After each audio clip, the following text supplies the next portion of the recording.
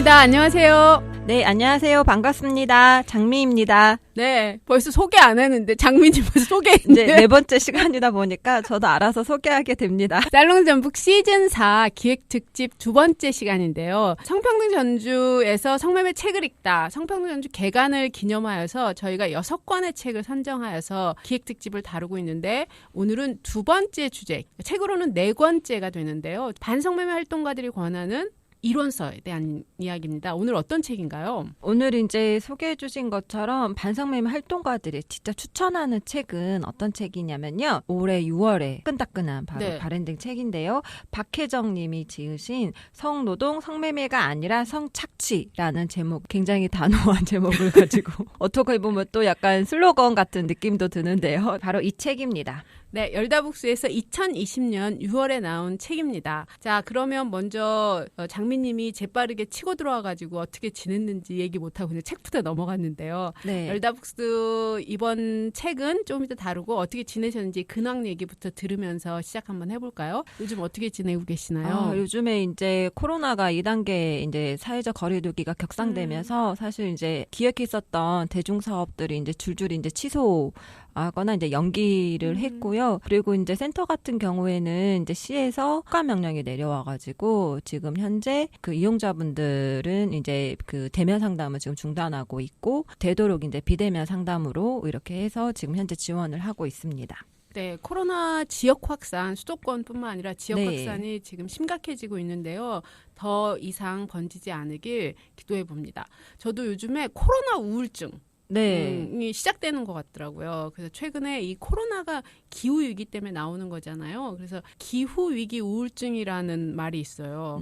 기후 위기에 무관심한 사람들이 너무 많으니까 이제 이런 추세라면 재난을 피할 수 없다. 우울증.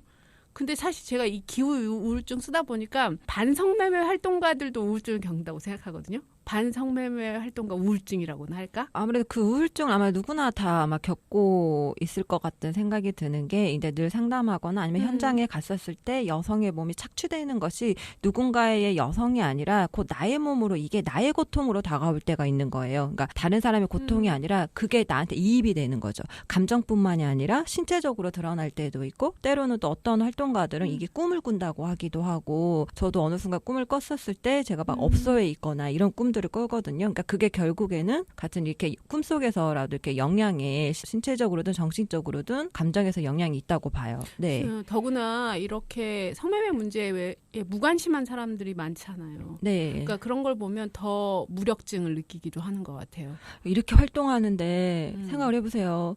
지금도 이렇게 성평등 전주가 개관을 했는데도 바로 업소는 영업을 하고 있잖아요. 그러게요. 네, 마주보는 업소도 마찬가지고. 네, 이러니까 그런 거 볼 때마다 되게 무기력하게 느낄 때도 많아서 좀 지치죠. 그런 면에서 보면 성매매 우울증? 네. 이 드러나는 것 같기도 했습니다. 자, 저희가 코로나 우울증, 기후위기 우울증 얘기하다가 반성매매 우울증까지 한번 다루기 시작했는데요. 그 우울증에 반격하는 책입니다. 책 얘기를 한번 돌아가 볼까요? 책은 손바닥만 하고요. 책이 지금 굉장히 쉽게 읽힌다고 저는 생각했는데 그동안의 내용이 다 담겨져 있어요. 반성매매 운동 안에서 다뤘던 이야기를 다뤄서 책은 얇고 읽기가 쉬우나 이 내용에 대해서는 그동안에 했던 운동의 성과나 이런 게 많이 담고 있더라고요.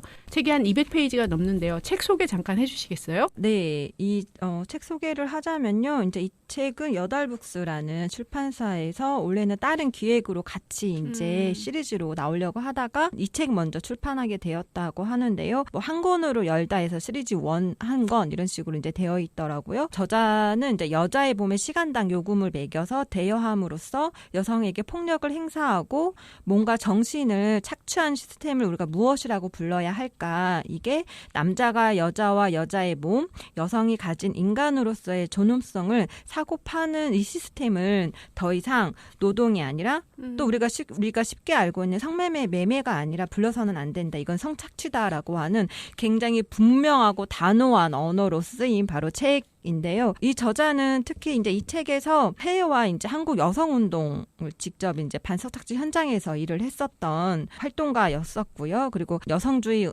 운동 안에서 군졸주의와 역사와 여성 운동의 성과를 짚으면서 이제 수혜에 집중하는 노르딕 모델의 필요성을 이 책에서도 역시 강조하고 있었고, 우리가 그전 앞서 소개했던 책에서도 노르딕 모델은 이제 자주 등장했었잖아요. 네. 그러면서 이제 이 책은 좀 흥미로운 점은 뭐냐면 이런 성노동론의 등장과 확산이 이런 여성 인권에 끼치는 해악을 고발함으로써 성노동론의 모순을 조금 조목조목 비판하고 있다?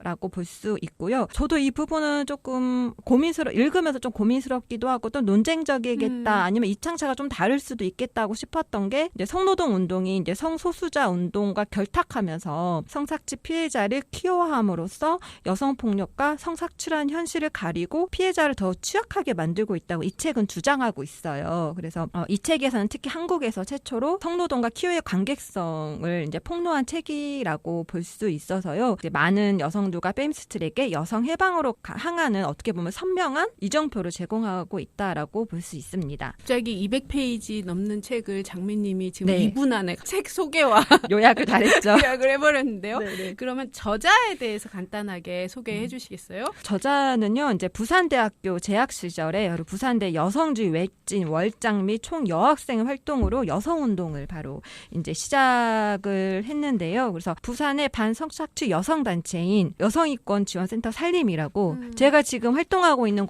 곳하고도 굉장히 찐 애정을 관계를 유지하면서 연대하고 있는 단체이기도 하고요. 거기에 공동 설립했고요. 또 성매매 문제 해결을 위한 전국연대에서 활동도 했습니다. 또한 뭐 레즈비언 페미니스트로서 부산 여성 성적 소수자 인권센터를 설립해서 활동하기도 했고요. 지금 현재는 서울대학교 여성화 협동과정에서 공부하면서 페미니즘 독서 번역가로나 아니면 페미니즘 연구자로 지금 활발히 활동하고 있습니다. 무엇보다도 지금 여성의 성별에 기반한 권리선언 한국 연락책을 맡아서 한국 여성운동을 어떻게 보면 글로벌 세계에 알리고 반성착취를 위한 레디컬 페미니스트 연대활동을 만드는 데 힘쓰고 있습니다. 캐정 저자에 대한 소개를 해줬는데요. 여러분 기대하십시오. 저희가 2부에는 저자 인터뷰가 항상 있죠. 이번 전화 인터뷰 준비되어 있습니다. 아, 네네네.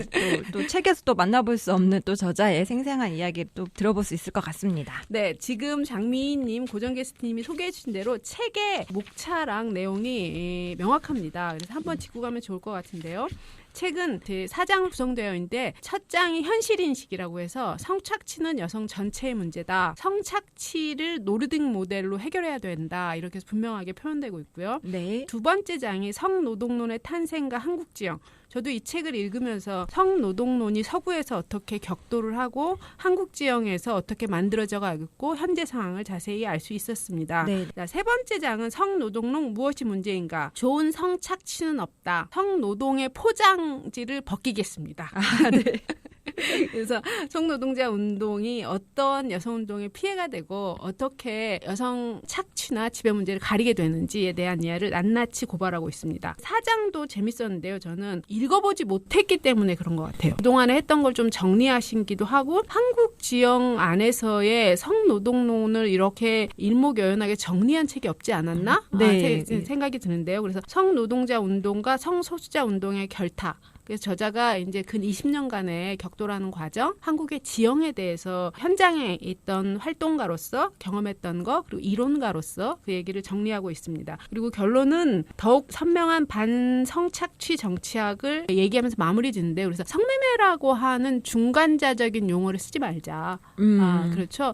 분명하게 착취를 드러내자. 무엇이 문제인지 이야기해보자. 마지막을 이루고 있습니다. 책에 대한 내용 간단히 했는데요. 책을 보시면 알겠지만 책은 빨간색 표지에 보라색과 강력한 느낌을 주려고 노력했던 것 같아요. 네. 저도 표지 디자인이 의외로 좀 약간 화려하더라고요. 색감이. 네, 그래서 전략적인 제목과 저자 질문 인터뷰의 첫 번째 제목에 대한 궁금하네요. 이야기를 함께 들어보도록 하겠습니다. 샐런드 전북 전복. 박혜정 선생님의 성노동, 성매매가 아니라 성착취 이렇게 진행하려고 합니다. 오늘 녹음은요. 보통 저희가 낭독과 함께 하잖아요. 그래서 3가지 주제에 대한 낭독을 선정하고 그다음에 저자의 전화 인터뷰 그리고 마지막 기획집 3번째 끝내려고 합니다. 저희가 그동안에 성매매 관련 반성매매 관련 3권을 다뤘는데 그 3권을 다루면서 겹치지 않는 주제와 낭독을 하다 보니까 이런 3가지 주제를 오늘 또 고르게 됐습니다. 3가지 주제의 내용은 이렇게 진행이 됩니다. 있습니다. 첫 번째는 성착취는 여성 전체의 문제이다. 두 번째는 여성 혐오 착취적인 남성들의 유흥문화, 구체적으로 전북 지역의 사례를 가지고 한번 이야기해 보려고 합니다. 세 번째는 여성운동 안에서 반성매매 활동가로서의 경험을 중심으로 반성매매 활동가에서 고정 게스트인 장미님의 내용과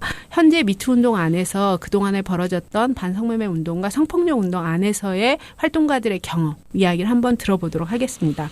기대가 되는데요. 그러면 첫 번째 주제부터 시작하도록 하겠습니다. 첫 번째 주제는 몇 페이지를 낭독하시나요, 장미님? 페이지로는요. 11에서 12페이지를 낭독할 건데요. 이 주제를 선정한 이유를 잠깐 얘기해 주시면서 낭독하시면 좋을 것 같아요. 네. 첫 번째 주제는 성착취는 여자 전체의 문제이다. 이거는 저자님이 맨 먼저 1장에 구차에 보시면 나와 있는 말이기도 한데요. 이 주제를 선정하게 된 이유는 대부분 성매매가 특정한 여성의 문제가 아니라 이게 왜 여자 전체의 문제인지를 좀 이야기하고 싶어서 선정하게 되었고요. 자세한 얘기는 낭독 후에 한번 이야기 나누면 좋을 것 같습니다. 책은 서문에 있는 내용이에요.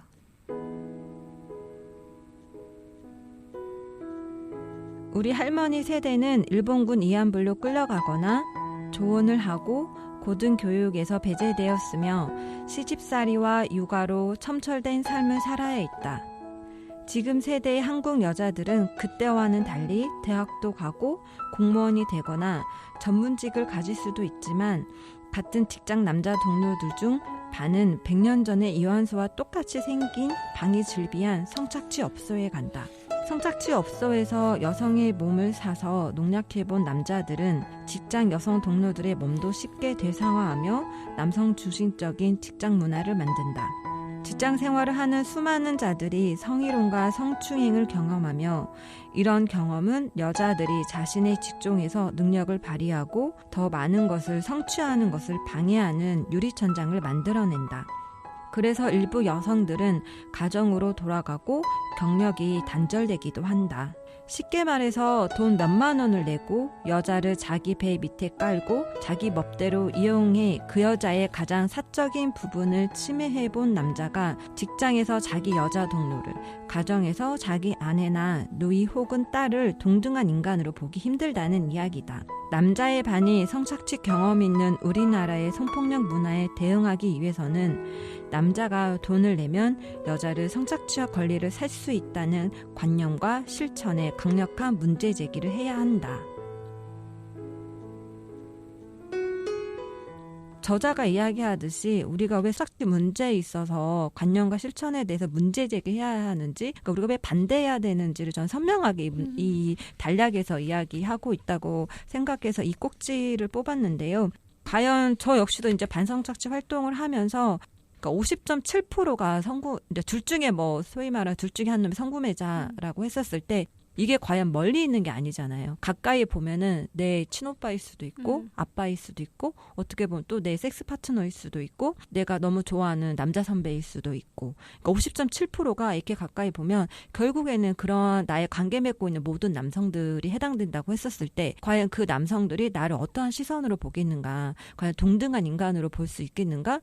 저는 어떻게 보면 성매매, 특히나 이 성매매 문제는 여성을 남성들이 동등한 인간으로 바라보지 않는 거.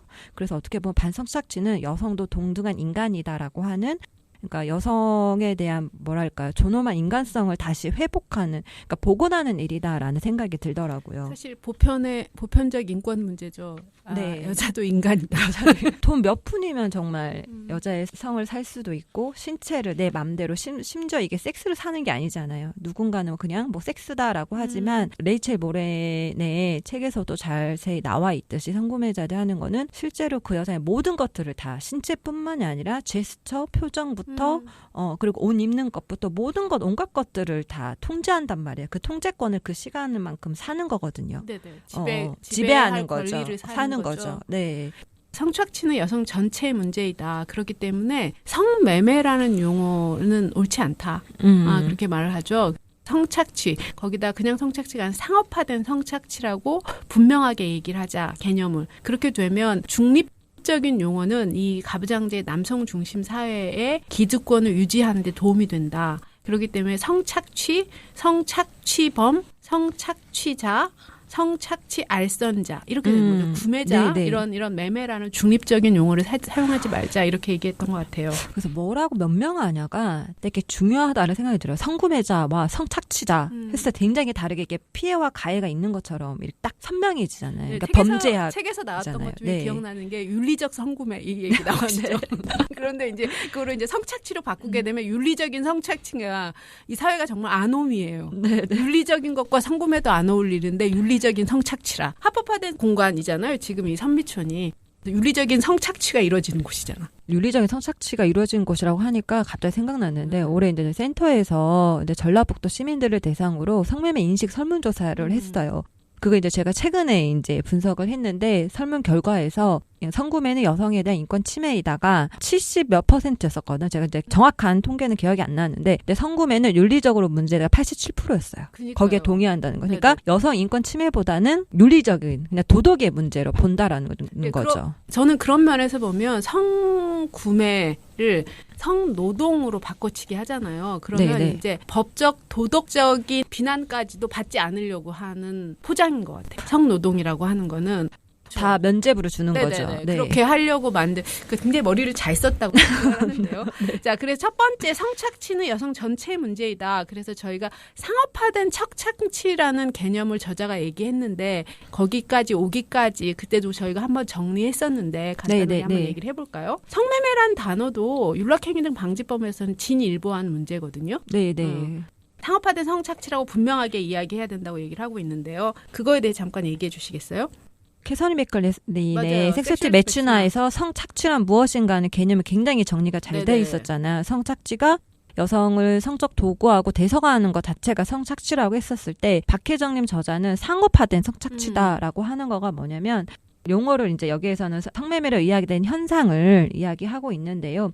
그러니까 성매매라는 용어는 어떻게 보면 90년대 이전까지는 일반적으로 이제 썼던 것들이 대부분 윤락이나 매춘이라는 단어를 이제 주로 많이 썼었고, 근데 2004년도에 성매매 방지법이 이제 제정되면서 그때 이제 성매매라는 용어가 이제 널리 대중적으로 이제 쓰이기 시작을 했었는데요.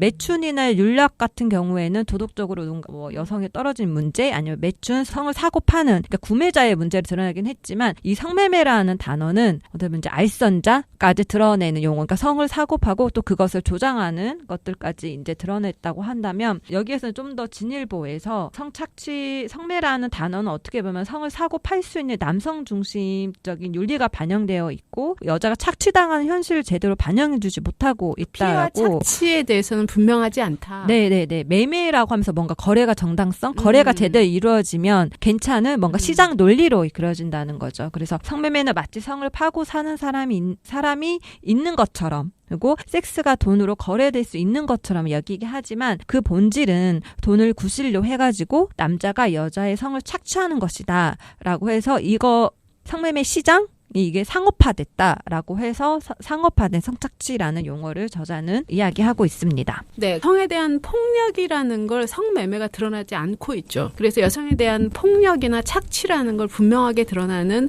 상업화된 성착취라는 개념을 쓰자. 그렇게 돼야지만 피해자가 분명하게 드러나는 것 같아요. 그러니까 사실 이런 말도 안 쓰게 되잖아. 성판매자. 한때는 그게 뭐가 저도 이제 성판매자라는 단어가 용어가 등장했었을 때 그게 뭔가 여성을 좀 더 존중해주는 표현?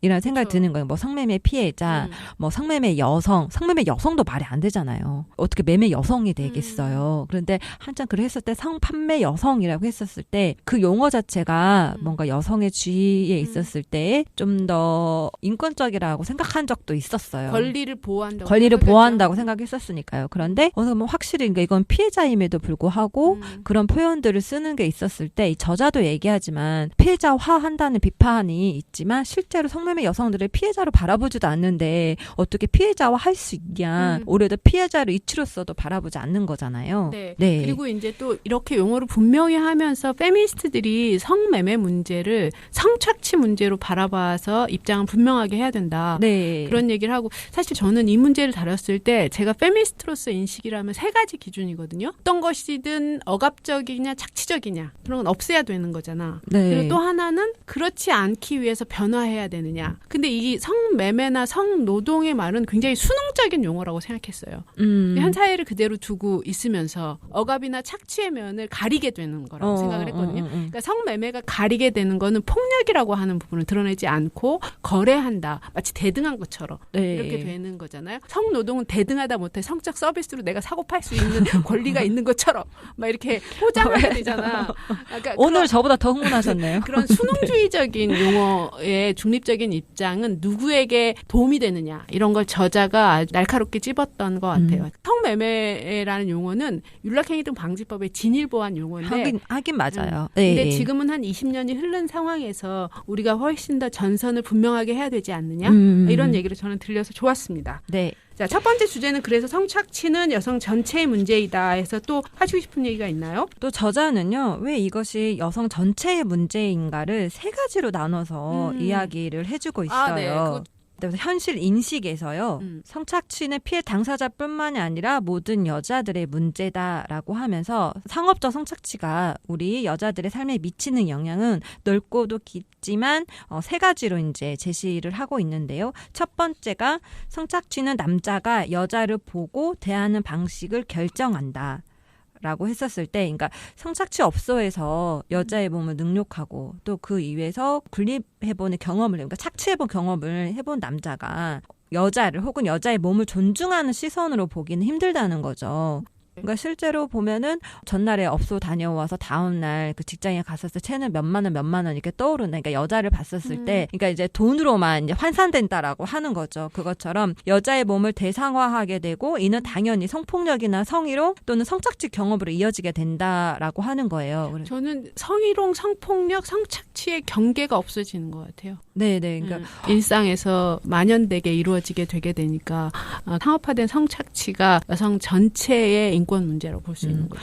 성매매 업소에서 솔직히 말해 막 유흥업소 이루어진 게 사실 모든 것들이 다 성폭력이거든요. 거기서는 너무 정당하게 성희롱이나 성추행이나 이런 부분들이 일상적으로 이루어지기 때문에 거기에서 그렇게 남자들 표현으로는 자기들 놀이터라고 얘기하잖아요.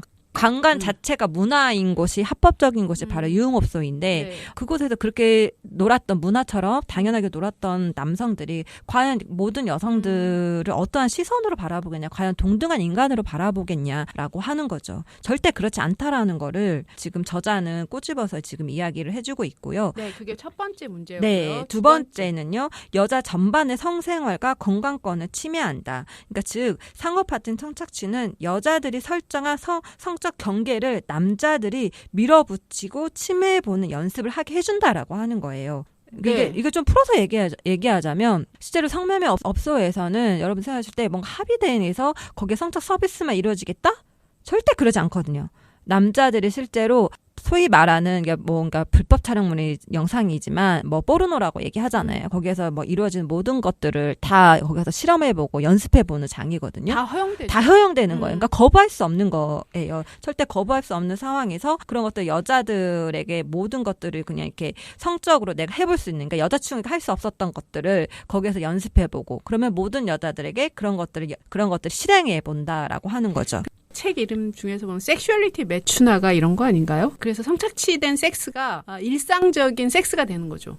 그렇죠. 그러니까 지금 하는 것도 남성 중심의 삽입 선도가 이게 노멀한 것처럼 이루어지듯이 그래서 성매매 업소에만 가능한 게 일상적으로도 다 가능하게 되는 거고 또 실제로 성매매 업소에서는 여성들이 경계를 지울 수가 없어요. 취약한 그렇죠. 네. 근데 이거 성노동으로서는 이거 약간 환상이거든.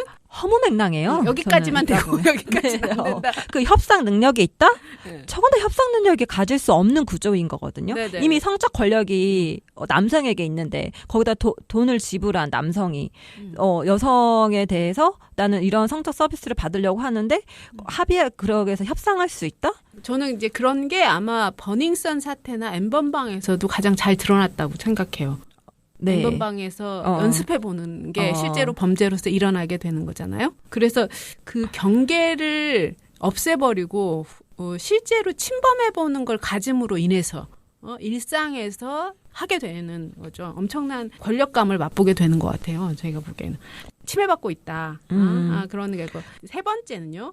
바로 세 번째는요. 당에도 싼 여자 집단을 만들어 모든 여자 행동을 통제한다라고 하면서 수전 브라운 밀러라는 우리의 의지에 반하여라는 이제 저자가 한 말을 따왔는데요. 모든 여성은 강간의 피해자다. 실제로 강간을 당했든 당하지 않았든 그러니까 여성들에게는 언제 강간당할지도 모른다는 두려움이 늘 그 공포감이 있잖아요. 실제로 아까 뭐 텔레그램 엠번방 얘기했었지만 그 텔레그램 엠번방에 각가지 방들이 있었다라고 했잖아요. 그거를 업소별 카테고리 나눈 것처럼 그 방에서도 뭐 간호사방, 여아방 이런 식으로 막 다 나눠져 있다고 해요. 근데 그 중에 하나가 바로 지인 능력방이 있었잖아요. 실제로 자기 아는 여성들을 거기에 이제 사진을 올려가지고 그 딥페이스라고 하죠. 그거를 이렇게 합성해가지고 실제로 거기에다 올려서 딸감으로 이용한다든지 거기에 이제 댓글들을 막 나오게 하면서 성적으로 막 희롱하고 폭력하고 그런 댓글들을 이제 서로 남겼었잖아요. 그런 거는 바로 자기의 지인을 창녀화 만든다라고 하면서 이제 저자는 얘기를 했는데, 그러니까 성폭력을 당해도 저항할 수 없는 여자, 저항해도 세상의 피해자를 보아주지 않는 여자, 이런 취급을 받을 수 있다는 것은 여성들에게 엄청난 공포라고 하는 거죠. 그러니까 실제로 저희들 주변에서 보면 내가 자기 검열을 하는 거예요. 내가 예쁜 여자로 보이면 안 돼. 그리고 내가 실제로 다른 면에서는 섹슈얼티적으로 자유롭게 보이기 위해서 성적인 농담이나 이런 것들을 한다고 하더라도 내가 싼 여자로 보이면 안 되는데, 아니면 좀 약간 이런 표현, 뭐 쟤는 걸레야? 10대들 특히나 교육 현장에서 가보면 창녀 플러스 걸레 이런 식으로 이제 막 이야기를 하는 것처럼 그것처럼 모든 여성들을 창녀화 된다라고 하는 거죠. 반면에 이제 남자들은 뭐냐면은 여성들 모든 여성들을 창녀화 만들면 남성들은 그러니까 50.7%가 성구매했다고 하면 절반 이상 어쨌건 성구매를 안 한 거잖아요. 근데 남성들은 성을 구매하는 문화 속에 살고 있는 거예요. 그러니까 성구매는 남성들의 특권이자 문화이자 놀이이자 실제로 남자가 성을 구매하지 않았다고 하더라도 그 문화 속에 남성들이 있는 거고, 저희가 기획특집 1에서 보면 그때 성구매 안 하면서 한국 사회에 산다는 것, 일상적으로 성구매 문화에 살기 때문에 그건 기본값이야. 성구매 자체가 남성들에게는 그냥 그게 그냥 기본값으로 설정이 되어 있는 거죠. 살롱그 전복, 살롱그 전복. 세 가지의 이야기를 보면서 성착취가 여성 전체의 문제이다. 그래서 이 문제를 해결하지 않으면 여성의 보편적인 인권은 해결될 수 없고, 성매매 문제, 성착취의 문제는 여성 인권의 바로미터라는 말이 참 맞는 것 같아요. 그러네요. 멋진 말이네요. 그건 예전부터 있었던 말이에요. 그래요? 네네. 두 번째 주제는 전라북도 실태랑 함께 얘기해보면 좋을 것 같은데요. 두 번째 주제가 여성 혐오, 착취적인 남성들의 유흥 문화에 대한 이야기인데요. 페이지로는요, 43페이지를 조금 여러분들에게 읽으면서 이야기를 하고 싶은데요. 우리나라에서 유흥 종사자를 고용하거나 이용하는 것은 합법이죠. 이는 남성들에게는 돈만 내면 합법적으로 여성의 몸을 침해할 수 있는 권리를 내어주는 것이고, 그러니까 룸살롱에 가서 유흥 종사자가 따라주는 술만 얌전히 마시기 위해 1시간에 테이블 비용이라고 이제 하는데요. 5만 원에서 10만 원가량의 접대비를 남성은 없을 것이다. 여성들에게는 생존을 위해 달리 활용할 수 있는 자원이 없으면 남자에게 성적 착취를 당하면서도 돈을 벌 수 있다는 가능성을 열어준 것이다. 유흥 종사자 제도는 여자이기만 하면 잠재적으로 남자에게 성희롱을 당함으로써 돈을 벌 수 있다는 것을 법으로 보장해주는 것이다. 유흥 종사자가 되기 위해 갖춰야 하는 기술이나 자격은 없으며 실제로도 여자이기만 하면 경험이 있든 없든 외모가 어떻든 성착취 당할 시장이 형성되어 있다. 라고 저자는 이야기를 하고 있습니다. 그래서 여성 혐오적 공간, 그러니까 우리가 여성 혐오적 공간이라고 하는 거를 저자는 우리가 뭐 성산화 밀집 지역, 전북 지역에서 전주 지역에서 유명한 막 유흥업소 어디 가면 형성되어 있는 곳 있잖아요. 뭐 아중리라든지 중화산도 음악홀들이 이제 주비하게 서 있죠. 그리고 지금은 현재 이제 신시가지를 중심으로 해가지고 그곳에 마사지 업소라든지 이렇게 형성되어 있는 공간 자체가 이 저자는 여성 혐오적, 그러니까 착취적인 공간인데 그 공간을 유지해서는 안 된다. 여기 선미촌도 마찬가지죠. 여성 창취적인 공간이죠. 선미촌은 여성 착취적인 공간이라는 거를 매번 전시하고 있죠. 그리고 굉장히 이 공간이 있으면서, 그러니까 주변에서 뭐라고 얘기하냐면 유흥업소나 막 이런 거 단란주점 가는 것은 합법이잖아요. 법적으로는. 그리고 이 선미촌은 무등록 주택에 있으니까 불법적인 공간이잖아요. 잠깐 딴 얘기로 넘어가도 돼요? 둘 다 합법이잖아. 합법. 여기는 그러니까 그러니까 경계가 없잖아. 여기는 그러니까 단속도 그러니까 뭐냐면은 낀 관리하는 있는 곳이죠. 그러죠. 사실은. 묵인하고 있죠. 어떻게 보면 그냥 방조하고 있고 관리도 뻔히 해요. 안 아니지. 없애잖아. 그래서 제가 오기 전에 우리가 사회적 거리두기 2단계 이제 격상하면서 지금 현재 고 이영군 시설 관련해가지고 전주 지역이 이제 1,200몇 곳 정도 되더라고요. 그러니까 유흥주점도 여기가 해당이 돼요.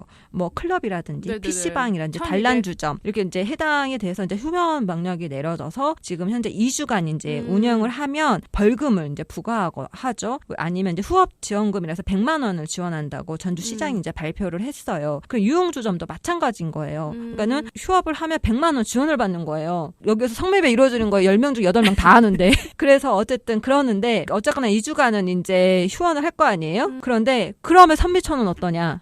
해당이 안 돼요. 그러니까요. 고 이영군 시설이 아닌 거예요. 하더라고요. 무등록인 거. 여기는 그 어떠한 법적으로도 뭔가 제재를 가할 수 있는 법망을 다 사각지대인 거예요. 그러니까 다 피해가 있는 거예요. 여기가 합법적인 업소로 등록이 되어 있지 않거든요. 네. 그래서 말이 안 되죠. 그래서 주변에서 그러는 거예요. 성매매 직결지가 불이 켜져 있는 한 성매매는 합법이다. 그래서 그렇게 맞네요. 여성 단체에서 그렇게 저희 이렇게 반성착취 단체에서 특히나 직결지를 폐쇄를 해야 된다라고 하는 건 성매매가 합법적이고 승인적이고 주변에서 이것이 당연하다게 여겨진 효과성이 바로 성매매 직결지거든요. 네, 법을 실효성을 가지려면 일단 직결지를 없애야 합니다. 저희가 불법이에요. 근데 여기가 어떤 공간인지요? 제가 중학교 가면 중학생들도 다 알아요. 그러니까요. 중학생들도 교육시키는 공간이죠. 네. 성매매를 할 수 있는 공간이다. 여자들 거기 가면 여자들이 거기에서 야한 옷 입고 언니들 앉아 있다, 누나들 있다 이런 돈으로 식으로. 사고 팔 수 있다, 고를 수 있다 이렇게 얘기했죠. 돈만 내면 합법적으로 여성의 몸을 침해할 수 있는 걸 확인하게 되는 거. 그리고 정말 그렇죠. 이 법은 고쳐야 합니다. 여성 혐오적인 공간을 유지해서 안 되는 그 유흥종사, 유흥주점에서 유흥 적개건을 둘 수 있다. 유흥을 북돋는 부녀자를 둘 수 있다. 그러니까 우리나라에서 그러니까 유흥주점이나 룸살롱에서 그러니까 TV 장면에도 많이 나오잖아요. 네네. 그처럼 여자를 접대부로 고용하는 것이 합법이라는 것을 많은 사람들이 모르고 있어요. 그러니까 남자가 여자를 옆에 앉혀놓고 술을 따르게 하고 성희롱하는 행위가 합법이라고 하는 거죠. 그러니까 구체적으로 보면 이제 우리나라는 1962년도에 이제 제정된 식품위생법의 그 시행 규칙에서 보면 유흥 종사자를 처음 명시했고 현재 이제 유흥 종사자는 이제 법에서 손님과 함께 술을 마시거나 노래 또는 춤으로 손님의 유흥을 돋구는 부녀자로 정의되어 있어요.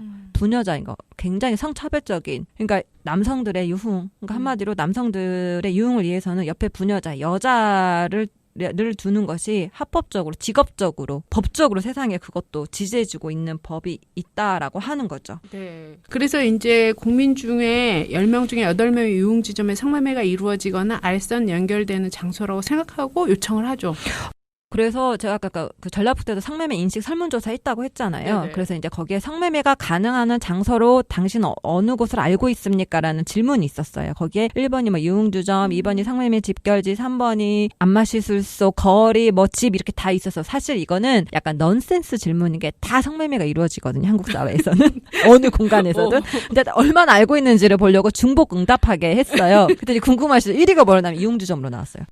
저는 성매매 집까지 선미촌이 나올 줄 알았는데 1위가 유흥주점이었던 거죠. 선미촌을 말하는 거는 좀 걸리는 거죠. 자기도. 불법이니까. 그리고 의외로 2위가 안마실수. 잘 알고 그리고 뭐 있네요. 오피스텔 이렇게 심지어 집, 거리 이렇게 체크한 사람들도 많이 없는 있었어요. 곳 없네? 없는 거 한국은 없어요. 네, 네. 그래서 기억나는 게 작년에 센터에서 성매매 업소 광고물 실태 조사했던. 네. 작년에 이제 2월부터 어느 순간에 이제 전주 이제 막 곳곳을 돌아다녀 특히나 이제 주택가를 중심으로 해가지고 이런 현수막이 이제 많이 보이기 시작하는 거예요. 그러니까 다국적 아가씨 항시 대기라는 이런 문구가 새겨진 현수막이 이제 곳곳에서 이제 보이기 시작했는데 이제 이러한 저녁 시간 때 특히나 번화가나 도로변이나 이제 차창 틈에서 이렇게 여성을 성적 상품화하는 사진과 전화번호가 담긴 명함들이 이제 자주 볼 수 있었고요. 그래서 이런 것들이 이제 도심 도처에 이제 여성들 성적 대상화하고 상품화하는 이런 광고물이 이제 여성인권 침해인데도 너무 그냥 이런 대리운전 광고물 전단지처럼 이렇게 이제 뿌려지고 있는데 사람들 여기에 대해서 그냥 별 문제스럽지 않다라고 하는 거예요. 근데 거기에 새겨진 문구들이 바로 어떤 건지 아세요? 아가씨 항시대기. 심지어는 씻고 뜯고 맛보고 즐기고 어른들의 놀이터. 이 어른들이 누구겠어요? 남자. 쓰리노. 쓰리노가 무슨 뜻이냐면 거기에 써 있어요. 부펜팁 노. 이게 뭐냐면 브라 팬티 팁 노다. 그래서 쓰리노라고 이런 식으로 은어로 이렇게 넣어가지고 해서 그래서 뭐 있냐면 잼나게 놀고 거시기에 불자. 이건 봐도 뭘 표현하는지 다 알죠. 그리고 죽기 전에 꼭 한번 가보자. 이거는 정말 업계에서도 이 문장은 빠지지 않나 봐. 이건 정말 다 들어있었어요. 죽기 전에 꼭 한번 가보자. 남자든 죽기 전에 항제 체험하는 곳이 바로 성매매 업소인 거예요. 죽기 전에 꼭 한번 가봐야 되는 거야. 죽기 전에 처벌 좀 해보자. 그리고 저는 무엇보다 조금 그랬던 게 뭐냐면 여성들이 과연 어떻게 취급하는지가 여기서 드러나는데 뭐냐면 이런 문구도 빠지지 않아요. 맥주 무제한 플러스 안주 플러스 음료 플러스 아가씨 포함. 그래서 85,000원, 65,000원. 가격 경쟁. 그러니까 여성들이 어떤 취급을 받고 있는지 다 아시겠죠. 그러니까 이걸 보고서 지나가면서 아이들이 저한테 뭐라고 물어보는지 아세요? 엄마, 아가씨는 항상 대기하는 거야? 항시 대기하는 거야? 이런다는 거죠. 네. 여성이 어떻게 대상화되고 착취를적인 사회에 살고 있는지를 아주 이게 사진 드러내요. 이미지도 그렇지만 여성 비하적 혐오적인 문구가 새겨진 현수막이나 전단지나 명함들이 이렇게 길거리에, 그것도 길거리에 뿌려지고 있는데도 전혀 여기에서 행정이나 어디에서도 관리 감독을 하지 않는다는 거예요. 그래서 이게 굉장히 심각한 거고, 무엇보다도 성매매를 알선하는 업소들이 광고하고 있는 거잖아요. 저 망명할까 봐요. 이런 데서 못 살 것 같아. 여성 전체의 문제야. 내가 이런 취급을 받고 살아야 되다니. 그래가지고 이제 이거에 대해서 이제 행정에다가 불법 5개 간판 같은 거, 이제 5개 강보물법에 보면 제5조에 보면 인종차별적인 또는 성차별적인 내용으로 인권 침해가 우려가 되는 것은 이거에 대해서 이제 법 위반 사항인 거예요. 그래서 이것들을 이제 광고물들을 다 수집했어요. 이거는 현장 활동도 어떻게 하냐면 그냥 가서 광고물 주우면 되는 거예요. 그리고 이제 현수막 같은 경우에는 이제 사진 찍어가지고 이거를 다 이제 자료들을 모아가지고 각 관할 행정구청에다가 보냈어요. 전주는 이제 완산구청, 그리고 덕진구청, 그리고 이제 군산도 있고 해서 이제 남원 이렇게 전라북도를 중심으로 이제 했었거든요. 다 이제 답변이 뭐라고 하는지 아세요? 계도 조치하라. 우편 발송했다는 거예요. 그걸로 끝나는 거예요. 행정에서 하는 거. 벌금을 부과하는 것도 아니에요. 그러니까 뭐냐면 이거 광고물 업주에다가 광고주에다가 계도 조치하라고 공고 조치했다는 거예요. 몰수 추징하지 않으면 절대 하지 않는 거죠. 절대 없어지지 않습니다. 이거에 대한 광고 수익을 해서 업소에 손님들이 오고 있는데 계도 조치 한다고 해서 이게 과연 수정이 되겠냐라고 하는 것이죠. 그래서 이것뿐만이 아니라 이제 광고물 하면 이런 전단지 이런 거 생각하지만 저희가 실태 조사를 했었을 때 여러분들 길거리 지나가서 특히나 중화산동 같은 경우에 보면 업소들의 간판 이미지, 그러니까 아가씨 항시 대기도 표현도 어떻게 보면 성차별적인 문구이지만 그 옆에 이미지 사용 있죠. 네, 굉장히 여성들 성적인 이미지, 하는 이미지를 사용하는데 그거는 현수막이든 전단지든 그거는 어떻게든 수거가 돼요. 환경미화 하시는 분들이 이게 다음날 새벽이면 다 이제 청소를 한단 말이에요. 근데 그 간판은 생각을 해보면 그거는 360 늘 이렇게 걸려져 있는 거예요. 그래서 유흥업소 업계에서는 뭐라고 그러냐면 유흥업소에서 간판은 생명이다. 그거 보고서 남자들을 손님들 끌어들인다는 거, 유인한다는 거죠. 얼마나 선정적으로 그런 광고도 쓰는데 특히나 아가씨 항시 대기 8명인지 20명인지 남성들한테는 계속 메시지를 보내는 거죠. 네네네네. 그러니까 그걸 보고도 그거 전혀 간판 같은 경우에는 그냥 일상적인 무슨 식당이나 이런 간판처럼 여겨진다라는 거죠. 저는 그거 자체가 젠더 폭력이고 여성에 대한 인권 침해다. 그런 간판 이미지 자체가 365일 걸려져 있는 것 자체가 여성을 인간으로 존중받지 못하게 하는. 그래서 이 간판에 대해서도 행정에다가 시정 조치하라고 이제 했는데 거기도 계도 조치. 그러니까 업주가 그 간판 떼겠냐고요. 절대 안 떼지. 그래서 이후에 정말 계도 조치가 됐는지를 가봤더니 계도 조치 안 돼 있죠. 네. 이거 가지고 근데 또 경찰청에다가 고소도 했어요. 네. 그래서 저는 생각하기에는 좋은 권력을 누가 잡느냐의 문제예요. 결국은 여성들이 바꾸지 않으면 문제의식을 못 느낀다는 거죠. 근데 저는 이거가 그냥 단순히 아까 얘기했지만 뭔가 그러니까는 그 행정에다가 담당 과에 전화했었을 때 이거 자체에 대해서 문제제기했을 때 뭐라고 얘기하냐면 불법이 아닌 옥에 간판이 없다. 그러니까 다 불법이라는 거예요. 그러니까 이게 다른 불법, 그러니까 바람풍선 있는 것도 사실 불법이거든요. 근데 이것처럼 취급을 한다는 거죠.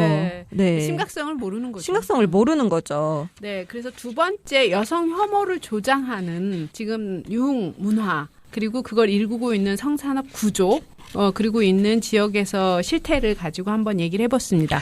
그래서 이거 마지막에서 그래서 이제 현장단체는 이런 유흥업소라고 하니까 남성들의 연대의 장이라고 하죠. 여성 없이는 못 노는 남성들의 유흥 문화를 국가가 지금 법위로 승인하고 정상화하고 있잖아요. 그래서 어떻게 보면 유흥업소는 남성들의 관광 문화의 결정체라고도 할 수 있어요. 그거를 이제 아까 얘기했었던 그런 법조항이 지금 승인하고 정상화하고 있는데 그래서 현장단체에서 이런 유흥적개원에 대한 법조항에 대한 삭제 운동을 지금 하고 있습니다. 네. 살롱드 전복, 살롱드 전북. 살롱드 전복, 살롱드 전복.